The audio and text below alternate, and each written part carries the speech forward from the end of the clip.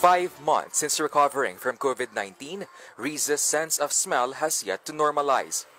Breathing also remains a challenge. Kahit nakahiga ako, parang ang bigat ng katawan, konting kilos, konting galaw, ramdam mo na hinihingal.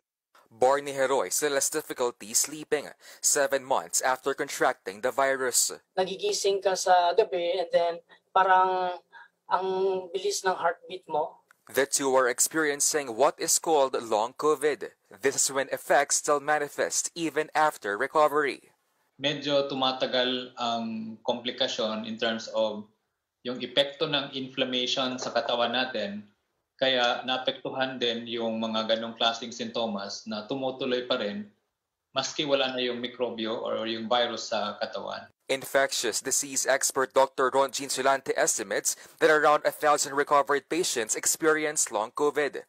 Symptoms range from difficulty in breathing, loss of smell, taste, and appetite to sleeping difficulties. Its duration varies. Some even develop anxiety and depression. So, hindi naman yung dahil sa effect ng COVID, but because meron pa silang nararamdaman, kaya yun yung mga inano natin, na inire-refer natin for counseling or for psychological or psychiatric evaluation.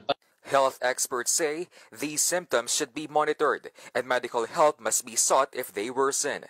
The health department is still studying the long COVID condition among survivors. Meron din po tayong yung mga nagtatrabaho ng COVID-19 CPGs and all. No? So kasama po yan sa pinag-aaralan nila. We'll just need to wait until they have data already.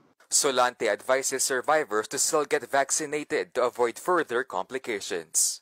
For News 5, JC Cosico, we are One News.